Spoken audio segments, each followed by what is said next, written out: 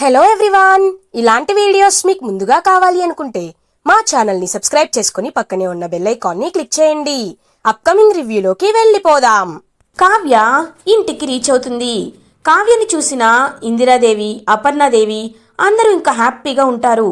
స్వప్న కావ్య దగ్గరికి వచ్చి, కావ్య కావ్య ఆఫీస్లో ఇవాళ ఎలా జరిగింది? నిన్ను చూసి రాజ్ హ్యాపీగా ఫీల్ అయ్యాడా? చెప్పు కావ్య అని అడుగుతుంది స్వప్న. ఏమీ మాట్లాడకుండా తన రూంలోకి వెళ్ళిపోతుంది కావ్య. స్వప్న బాధపడుతూ ఉంటుంది.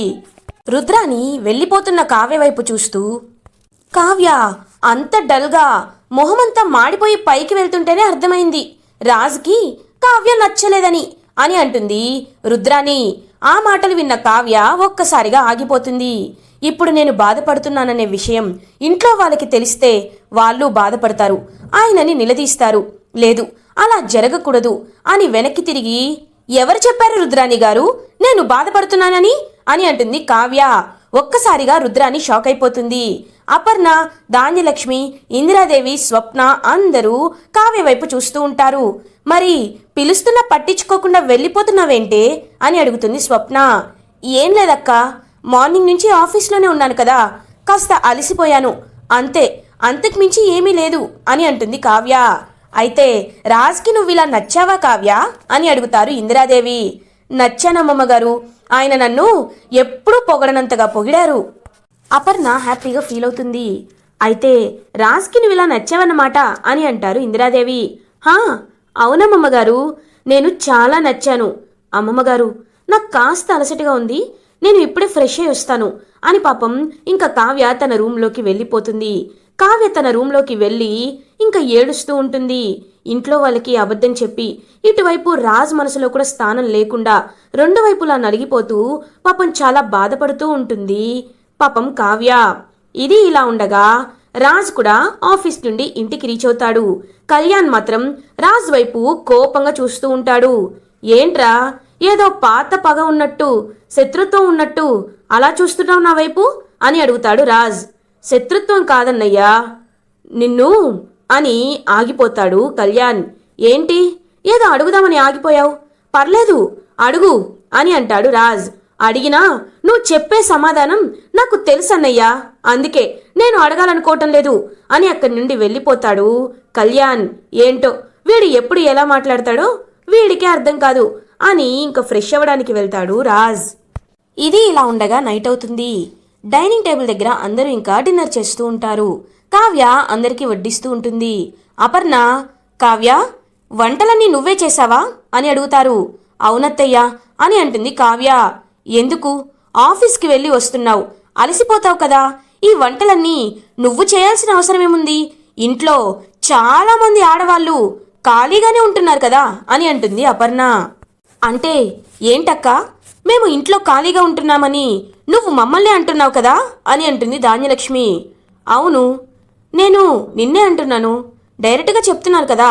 పాపం కావ్య ఆఫీస్కి వెళ్ళొస్తుంది, తను ఆఫీస్లో పనిచేసి ఇంట్లో కూడా వంట చేయాలంటే కష్టం కదా, అదేదో మీరే వండొచ్చు కదా అని అంటుంది అపర్ణాదేవి. బావుందక్క, తను వెళ్ళి వంటలు చేస్తే మమ్మల్ని అంటావేంటి నువ్వు అని అంటుంది ధాన్యలక్ష్మి. అబ్బా, ఇప్పుడు మీరిద్దరూ గొడవ పడకండి, ఏదో ఒకటి. అమ్మ కావ్య, నువ్వు రేపటి నుండి వంటేమీ చేయాల్సిన అవసరం లేదు, ఎలాగో ఆఫీస్కి వెళ్తున్నావు కదా అని అంటారు ఇందిరాదేవి. లేదమ్మమ్మ, నేను ఇంటి పనులు చూసుకుంటాను, ఆఫీస్ పనులు కూడా చూసుకుంటాను, నేను ఎప్పుడూ నాలాగే ఉంటాను, మారను, మారే మనుషుల్లా అస్సలు ఉండను అని అంటుంది కావ్య రాజ్ వైపు చూస్తూ. ఇంకా రాజ్ మాత్రం సైలెంట్గా ఉంటాడు. కానీ ధాన్యలక్ష్మి, నువ్వు నన్నే అంటున్నావు కదా అని అంటుంది. వెంటనే ప్రకాష్, అబ్బా ధాన్యలక్ష్మి, ప్రతీదీ నీకెందుకు అనుకుంటున్నావు నువ్వు? ఏదో కావ్య కామన్గా చెప్పింది, అన్నిట్లో నెగిటివిటీ వెతుకుతున్నావు కాబట్టే నీ మైండ్ అంతా నెగిటివ్గా అయిపోయింది అని అంటాడు ప్రకాష్. ఇంకా అందరూ డిన్నర్ అయితే కంప్లీట్ చేసేస్తారు. రాజ్ మాత్రం మనసులో, ఈ కావ్యని ఇంకా ఇంకా ఇలాగే రెచ్చగొట్టాలి అని మనసులో అనుకుంటాడు రాజ్. ఇంకా కావ్య రాజ్ బెడ్రూమ్కి వస్తారు. కావ్య సైలెంట్గా ఇంకా తనైతే తన బెడ్ అయితే సర్దుకుంటూ ఉంటుంది. కావాలని రాజ్ శ్వేతకి కాల్ చేస్తాడు, ఇంకా వీడియో కాల్ చేస్తాడనమాట శ్వేతకి రాజ్. ఇంకా కావాలని ఇదంతా చూస్తున్న కావ్యకి చాలా జెలస్గా అనిపిస్తుంది. హాయ్ శ్వేత, ఏం చేస్తున్నావు అని అడుగుతాడు రాజ్. ఏంటి రాజ్, ఈ టైంలో ఎందుకు వీడియో కాల్ చేశావు అని అడుగుతుంది శ్వేత. ఏం లేదు, నువ్వు సేఫ్గానే ఉన్నావా లేదా అని కనుక్కోవడానికే చేశాను. భోజనం చేశావా, బానే ఉన్నావా అని కావాలని ఇంక అడుగుతూ ఉంటాడనమాట రాజ్. పర్లేదు, భోజనం చేశాను అని అంటారు. ఓ అవునా, నువ్వు తిన్నది నా ఫేవరెట్ కర్రీ తెలుసా, ఇక్కడా తిన్నాను, అడ్డమైన గడ్డి అని కావాలని మాట్లాడుతూ ఉంటాడు. ఇంకా అదంతా చూస్తున్న కావ్య ఇంకా చాలా జెలస్గా ఫీల్ అయ్యి లైట్స్ ఆఫ్ చేసేస్తుంది. ఏయ్ ఏంటి, ఎందుకు లైట్ ఆఫ్ చేసావు అని అడుగుతున్నాడు రాజ్. కావ్య, నాకు లైట్స్ ఆన్లో ఉంటే నిద్ర పట్టదు, అందుకే లైట్ ఆఫ్ చేశా అని అంటుంది కావ్య. నీకు నేను ప్రశాంతంగా ఉండడం ఇష్టం లేదా అని అడుగుతాడు రాజ్. మీ ప్రశాంతత కోరుకుంటున్నాను కాబట్టే మాటలతోనే చెప్తున్నాను అని అంటుంది. ఏంటి అంటే నీ ఉద్దేశం ఏంటి అని అడుగుతాడు. నా ఉద్దేశం తెలుసుకొని మీరు ఏం చేస్తారు, సైలెంట్గా నిద్రపోండి అని ఇంకా నిద్రపోతూ ఉంటుంది కావ్య. ఓయ్ కలవతి, నీకు నన్ను ఏడిపించడం అంటే బాగా ఇష్టం కదా అని అడుగుతాడు రాజ్. నేను మిమ్మల్ని ఏడిపించటం లేదు, మీరే నన్ను ఏడిపిస్తున్నారు అని అంటుంది కావ్య. ఓ అవునా, ఇంత కష్టంగా ఉన్నప్పుడు విడిపోవచ్చు కదా, ఇంకా ఎందుకు కలిసే ఉండడం అని అంటాడు రాజ్.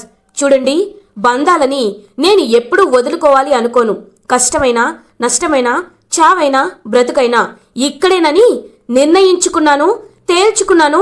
అందుకే మీరు ఎన్నన్నా, మీరు నన్ను భార్యగా స్వీకరించకపోయినా, మీరు నన్ను ఒక చీడపురుగులా చూస్తున్నా, ఇక్కడే మీ మొహం చూస్తూనే ఉండిపోయాను అని పక్కకి తిరిగి పాపం చాలా బాధపడుతూ నిద్రపోతుంది కావ్య. నీలో ఈ కాన్ఫిడెన్స్ ఎందుకుందో నాకు తెలుసు, ఆత్మాభిమానం ఎక్కువ కదా, అయినా రాను రాను నీలో కాన్ఫిడెన్స్ తగ్గిపోతుందిలే. నేను ఎందుకు ఇలా చేస్తున్నానో కూడా నీకు కారణాలు తెలుస్తాయి అని ఇంకా మనసులో అనుకుంటూ నిద్రపోతాడు రాజ్ కూడా. ఇది ఇలా ఉండగా మార్నింగ్ అవుతుంది. రాజ్ ఆఫీస్కి బయలుదేరతాడు. అపర్ణ రాజ్ అని అంటుంది. ఏంటి మమ్మీ అని అడుగుతాడు రాజ్. నువ్వు ఎందుకు ఒంటరిగా ఆఫీస్కి బయలుదేరుతున్నావు, కావ్య కూడా నీతో పాటే ఆఫీస్కి వస్తుందని నీకు తెలుసు కదా, తెలిసి కూడా ఎందుకు తను నువ్వు తీసుకువెళ్ళటం లేదు అని అడుగుతారు. అంటే మమ్మీ, తను రెడీ అవ్వడానికి చాలా టైం పడుతుంది కదా, అందుకే నేను ముందు వెళ్తున్నాను అని అంటారు. అప్పుడే ఇంకా కావ్య కూడా రెడీ అయి కిందకి వస్తుంది. చూసావా, కావ్య ఆల్రెడీ రెడీ అయి కిందకి వచ్చింది అని అంటారు ఇందిరాదేవి. ఇంకా కావ్య వైపు చూస్తూ ఉంటాడు రాజ్.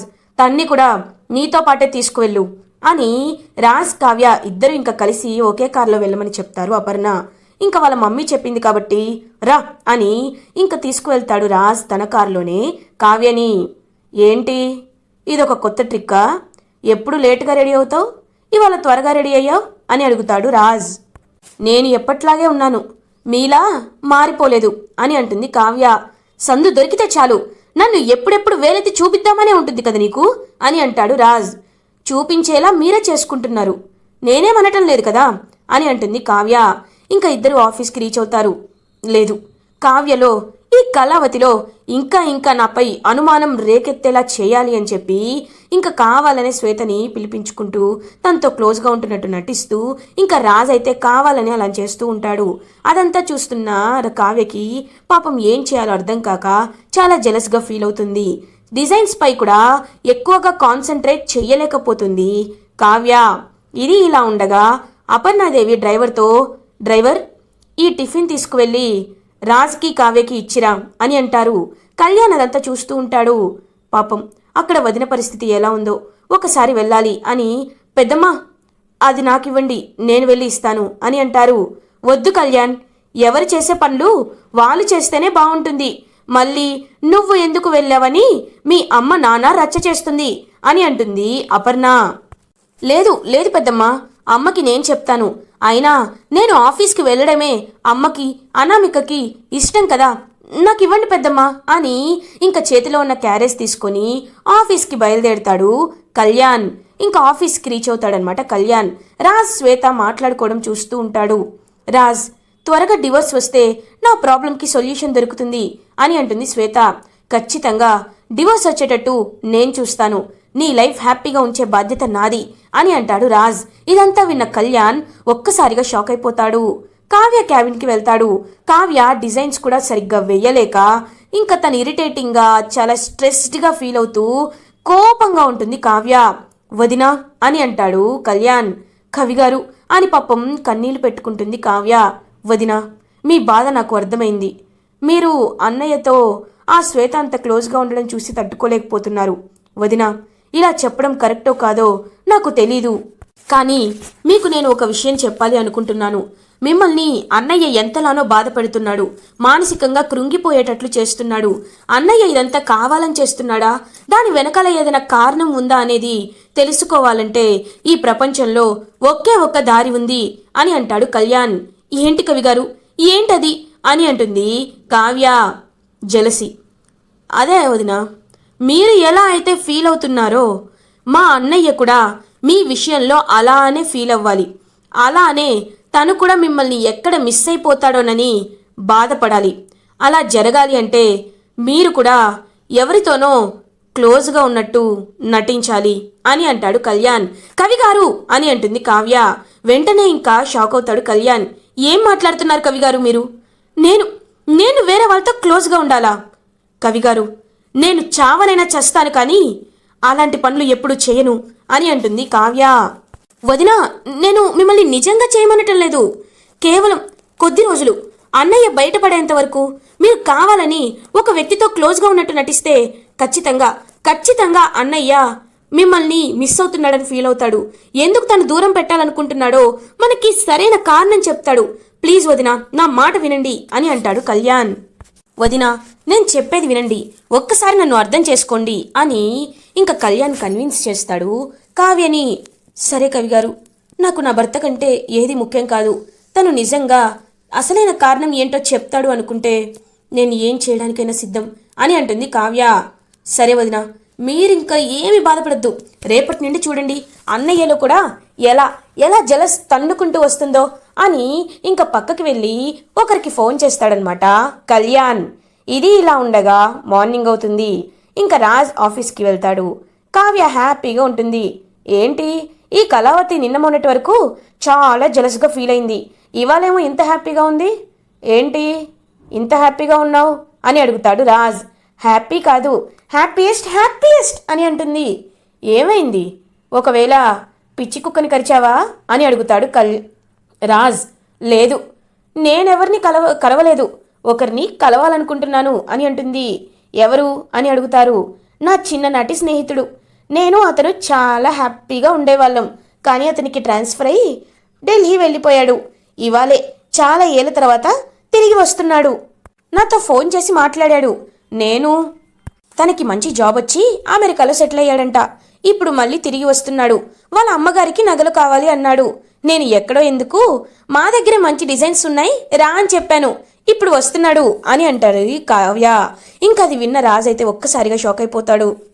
వాడెలా ఉంటాడో, ఏ బఫ్ఫునో అని లైట్ తీసుకుంటాడనమాట రాజ్. ఇంకా అలా ఒక కారు వచ్చి ఆగుతుంది. ఆ కారు నుండి ఒక వ్యక్తి నడుచుకుంటూ వస్తాడు. తనని చూసిన రాజ్ ఒక్కసారిగా షాక్ అయిపోతాడు. అతను చూడ్డానికి చాలా హ్యాండ్సమ్గా, చాలా నీట్గా అండ్ చాలా డిసిప్లైన్డ్గా ఉంటాడనమాట. రాజ్కి ఎక్కడా లేని జెలస్ అయితే వస్తుంది ఇంకా కొత్త క్యారెక్టర్ని చూసి. కావ్య, హాయ్, ఎలా ఉన్నావు అని అడుగుతుంది. Kavya, I'm very good. నువ్వు ఇప్పటికీ అప్పటికి చాలా మారిపోయావు. యువర్ ట్రెండీ లుక్లో చాలా బాగున్నావు అని అంటాడు ఆ కొత్త క్యారెక్టర్. థ్యాంక్ యూ కృష్ణ అని అంటుంది. కృష్ణ కాదు, క్రిష్, నేను అందరూ క్రిష్ అని పిలుస్తారు అని అంటాడు. ఓకే, మీట్ మై హస్బెండ్, తనే రాజ్ అని అంటుంది. ఓ హలో అని చెప్పి ఇంకా రాజ్కి షేక్ హ్యాండ్ ఇస్తాడు. రాజ్ మాత్రం చాలా జెలస్గా ఫీల్ అవుతాడు. ఏయ్, ఏంటిది, ఎవరతను అని పక్కకి వచ్చి అడుగుతాడు. ఎవరంటారేంటి, నా ఫ్రెండ్ అని చెప్పాను కదా, ఎన్నిసార్లు అడుగుతారు అని అంటుంది కావ్య. అయినా వేరే షాప్కి తీసుకోవచ్చు కదా, మన దగ్గరికి ఎందుకు తీసుకొచ్చావు అని అడుగుతారు. అదేంటండి, ఇంత పెద్ద కంపెనీ పెట్టారు, క్లయింట్స్ కావాలి కదా, తనకి తెలిసిన వాళ్ళు చాలా మంది ఉన్నారు, మన బిజినెస్ డెవలప్ అవుతుందని పిలిపించా. కాఫీ తీసుకుంటావా క్రిష్ అని ఇంకా క్రిష్తో క్లోజ్గా ఉంటుందన్నమాట కావ్య. అదంతా చూస్తూ ఇంకా రాజ్ మాత్రం జెలస్గా ఫీల్ అవుతాడు. ఇంకా ఏం చేయాలో అర్థం కాక రాజ్ అయితే చాలా ఇరిటేటింగ్గా ఫీల్ అవుతాడు. రాజ్ ఇరిటేటింగ్గా ఫీల్ అవడం చూసిన కళ్యాణ్, ఏంటన్నయ్యా మండుతున్నట్టుంది? అదే ఎండలు ఎక్కువగా ఉన్నాయి కదా అని అంటాడు రాజ్. ఓ అవునా, ఎందుకన్నయ్యా, ఎందుకు ఇంకా నిజాన్ని దాచిపెడతావు? నాకు తెలుసు, నువ్వు కావ్య వదిన అతనితో క్లోజ్గా ఉందనే కదా జెలస్గా ఫీల్ అవుతున్నావు. నువ్వు అనుకోకపోయినా చెప్పకపోయినా నీ మనసులో కావ్య వదినపై ప్రేమ ఉంది. కానీ ఎందుకు నువ్వు దాన్ని చూపించటం లేదు? ఎందుకు కావ్య వదినని బాధ పెడుతున్నావు? ఎందుకు తనతో విడిపోవాలి అనుకుంటున్నావు అని అడుగుతాడు కళ్యాణ్. రేయ్ కళ్యాణ్, అదంతా నీకు అనవసరం, నువ్వు ఇందులో జోక్యం చేసుకోవద్దు అని అంటాడు రాజ్. లేదన్నయ్య, నేను జోక్యం చేసుకుంటాను. నా అన్నయ్య వదిన ఇద్దరు హ్యాపీగా ఉండాలని నేను కోరుకుంటాను. జీవితాంతం కలిసి ఉండాలని నేను కోరుకుంటాను. అలాంటిది నువ్వు ఇలా కావ్య వదినని బాధ పెడుతూ తన్ని విడిపోవాలి వదిలించుకోవాలనుకుంటే నేను చూస్తూ ఊరుకోను. చెప్పన్నయ్యా, కారణం చెప్పు, ఎందుకు ఇలా చేస్తున్నావు అని అడుగుతాడు కళ్యాణ్. ఎందుకంటే నేను ఎక్కువ రోజులు బ్రతకను కాబట్టి అని అంటాడు రాజ్. ఒక్కసారిగా షాక్ అయిపోతాడు కళ్యాణ్. ఏంటి అని అంటాడు. అవును, ఏ రోజైతే తాతయ్య కళ్ళు తిరిగి పడిపోతే మేము హాస్పిటల్కి తీసుకువెళ్ళామో ఆ రోజు నాకు కూడా బ్లడ్ టెస్ట్ చేశారు. నాకు చిన్న వేలు తెగితే ఆ బ్లడ్ టెస్ట్ చేశారు. ఆ బ్లడ్ టెస్ట్లో బయటపడింది ఏంటో తెలుసా? నాకు క్యాన్సర్ ఉంది. నేను కొద్ది రోజులే బ్రతుకుతానని, ఎక్కువ రోజులు బ్రతకనని డాక్టర్స్ చెప్పారు. ఈ విషయాన్ని నేను ఎవ్వరితో చెప్పలేదు, ఎవరికి తెలిసేలా చేయలేదు. కళావతికి నేనంటే చాలా ఇష్టం, ప్రాణం. తను నా కోసమే జీవిస్తుంది. అలాంటిది నేను కొద్ది రోజుల్లో చనిపోతాననే విషయం తెలుసుకొని తను తట్టుకోలేదు. అందుకే తనంతట తానే విడాకులు ఇవ్వాలని నేను ఎదురు చూస్తున్నాను. అప్పుడైనా తను వేరే అతన్నైనా పెళ్లి చేసుకొని హ్యాపీగా ఉంటుంది అని అంటాడు రాజ్. ఇంకా ఒక్కసారిగా షాక్ అయిపోతాడు కళ్యాణ్.